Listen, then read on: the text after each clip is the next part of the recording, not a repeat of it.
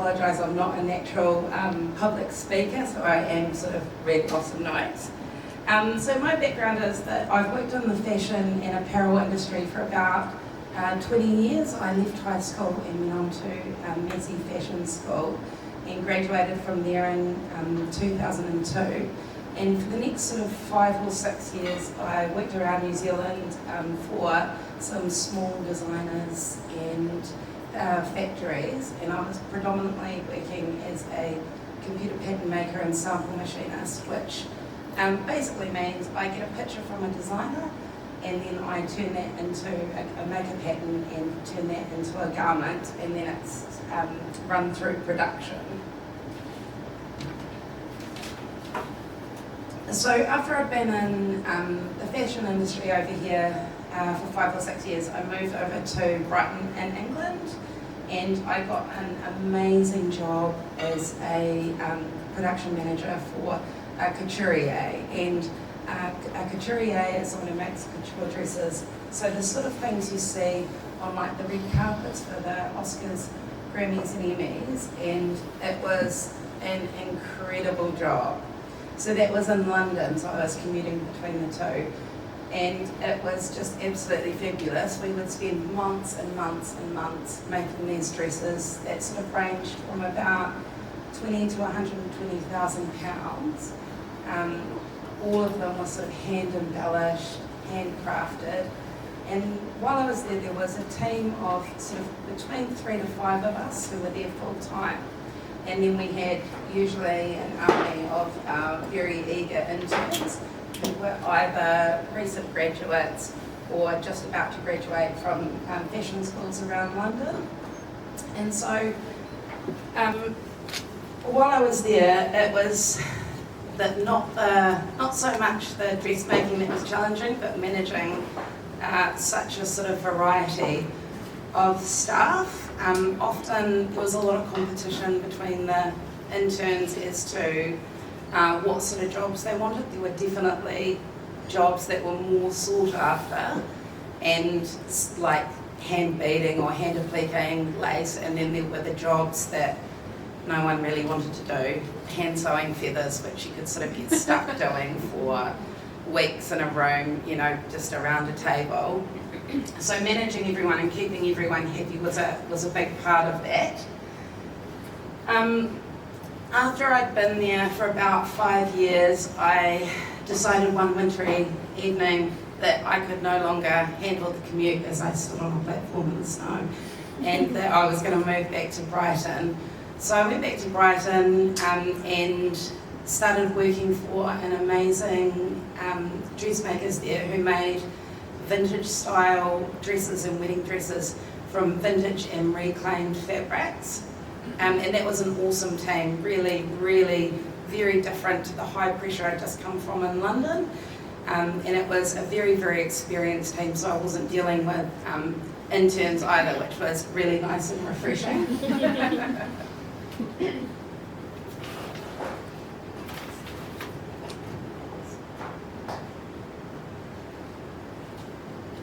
Then in 2017, unfortunately my dad became unwell and I moved back to New Zealand. He passed away shortly afterwards. And when I got back here, there was sort of the realisation that the industry that I'd worked in prior to going overseas really had collapsed. And that had sort of been from years prior, when all the tariffs from overseas garments or imported garments, the tariffs were removed, and it made the mass manufacture of clothing from overseas really easy to get into New Zealand. And unfortunately, because of the high cost of labour in New Zealand, people just couldn't compete. So lots and lots of those small designers and factories that I'd worked for previously had actually taken their work offshore, which is a real shame. So I spent sort of the first year I was back trying to find my feet, and I was working from home doing small production runs for sort of a few designers that were still left. And I also at that time thought it was a good idea to do a business course, And what I learned from that business course mostly was that it is not for me. And if I ever do start a business, I desperately need a partner to help me with that side of it. And I'm definitely more on the creative side of things. Yeah, it's a good thing to realise. So then I just happened to come across a job ad for a machinist at NISA, and I thought, oh, that sounds like me, totally aligns with my values, love the ethical side of it. So I got hold of the owner, Alicia, who has really graciously joined us today, and went and met her and had a rather hilarious moment when she mistook me for a customer and tried to hand me a size 8 gingham bikini as I walked in. And anyway, we ended up having a chat after I'd sort of got over the initial giggles. And she offered me the role of job sharing the production manager role. And which was amazing, and I sort of thought, you know, back to Outrageous Fortune and Cheryl West and, you know, becoming a underwear magnate. And really the rest is history.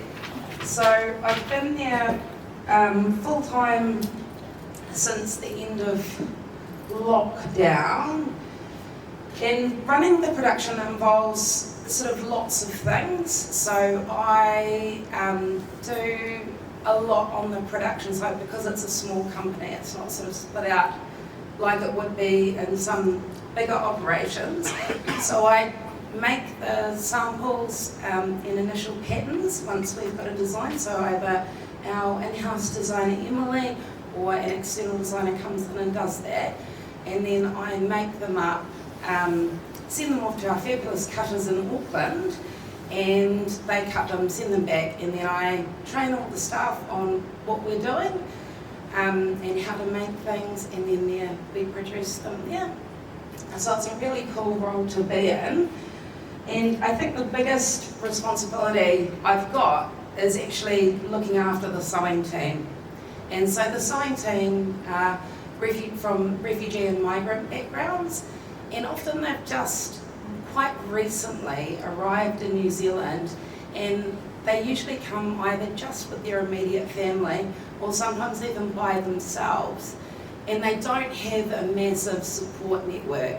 So really it's our role to help them with anything they might need. So that's like, could be immigration stuff, helping them with any sort of documents that they might need, helping them buy things like winter jackets that they just don't know what it is. You know, they've often never had to have anything like that before. So we sort of look after them overall and help them with anything that their families may need as well.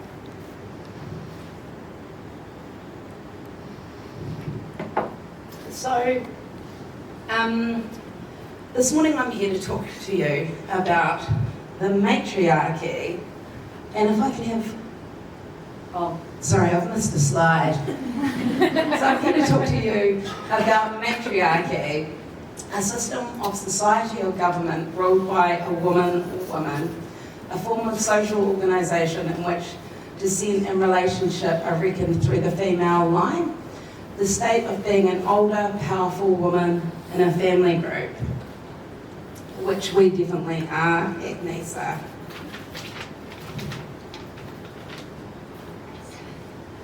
So turning now to what the matriarchy means to me, if we have the next slide please. This is my nana, and was probably the first matriarchal figure in my life. She was an amazing woman. She raised 6 children predominantly on her own, and was always just a kind, caring person that you could just go and have a chat with if ever you needed advice. She married and buried 4 husbands, none too suspicious circumstances, but was just a really awesome woman, and also was often dressed to the nines and dripping in costume jewellery, so it was my first style icon as a wee kid. The next person was a really massive influence in my life was my high school sewing teacher, who managed to get about 10 of us from my year. She managed to encourage us and inspire us into all going on to do fashion. I think it's a massive thing to get 10 teenagers inspired enough that they all want to go and study fashion. So that's what we all did. Awesome woman. She actually came and bought the whole New Zealand Textile Teachers Association for a tour through NISA last year. Awesome woman. If we can go to the next slide, please. So this is the NISA team. Great, beautiful bunch of ladies.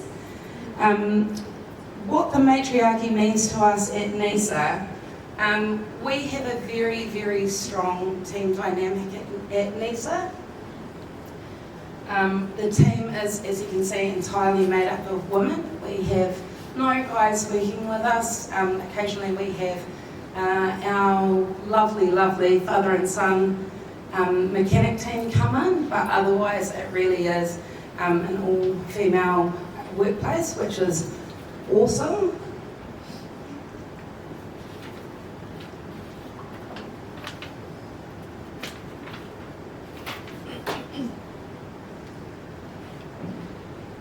Oh, sorry, I have just lost my place. Bear with me. There's definitely challenges working at NISA, and some of them are things like you never realise how different cultures perceive different things. So, or how you communicate with body language and with words. So it's often, it is quite a challenge to make sure everyone understands everything how it's intended. For example, in New Zealand, if we were to say, you're doing okay, it doesn't always mean that you're doing amazingly. It can sometimes mean you're not doing that great. But in other languages, if you say, you're doing okay, it just means you're doing okay. So it is always a challenge to make sure, everyone is on the same page.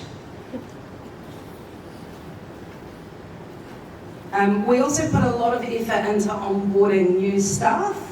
When we invite them for an interview, we give them an overview of how everything works in New Zealand employment. We make sure they understand about holiday pay, KiwiSaver, sick leave, all the things. So there's quite a lot to sort of communicate when you are coming from somewhere that is so different.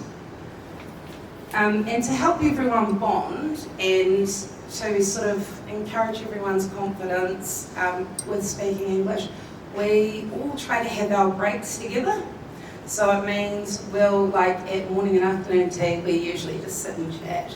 And at lunchtime, we'll often play a language game, which really, really does encourage everyone's language, and it really does help out a lot.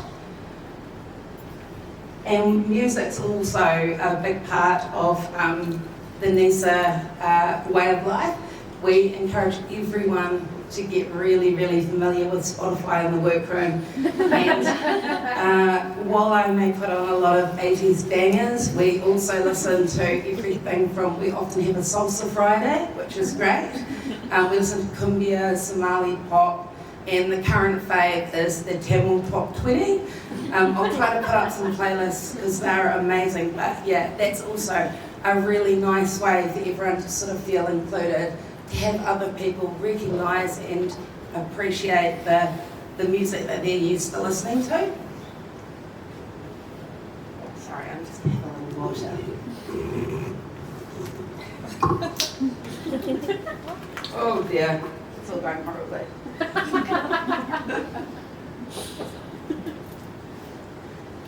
So the other big thing we do is birthdays at NISA. We want everyone to feel special and appreciated and wanted.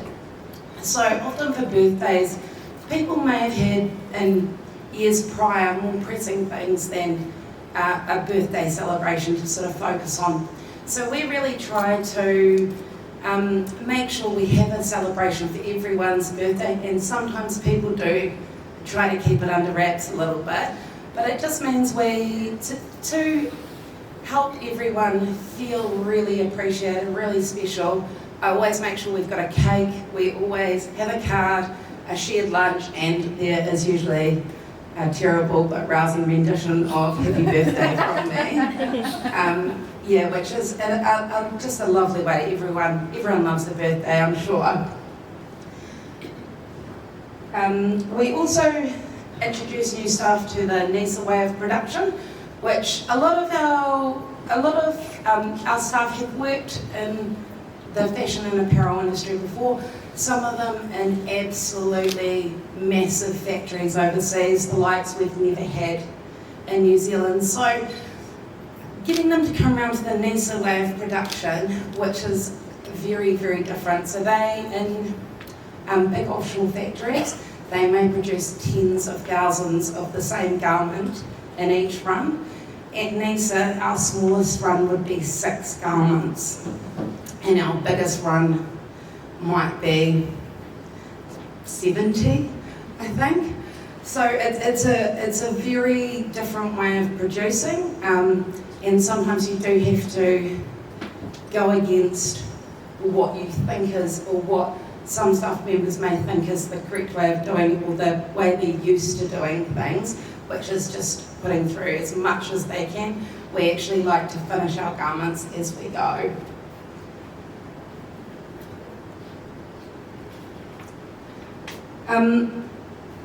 So I suppose the biggest thing about managing this team is you need to be kind, caring and compassionate when you're dealing with them. Truckloads of patience.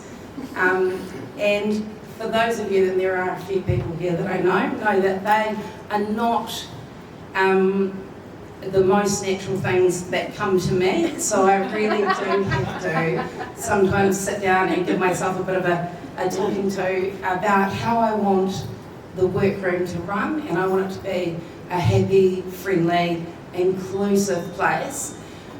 So those traits of kindness, caring, compassion and patience are probably the biggest things that I need to remember when we are dealing with everyone there. And that's kind of what I think the matriarchy is, or what it means to me. It's women leading and doing it with kindness, caring and compassion. And I think that's the thing that I love working about at work. That's the thing I love most working at NISA. I love being a woman, leading women, and in a kind, caring and compassionate way. And I hope that we get more and more women in leadership roles throughout New Zealand. And if we can go to the last slide. Thank you. And that brings it to the end of my talk today. Thank you guys so much for coming out. Thanks to Dallas, Sahar, Ash, and the team. And I really, really hope this was everything you wanted to know today, or you hope for more.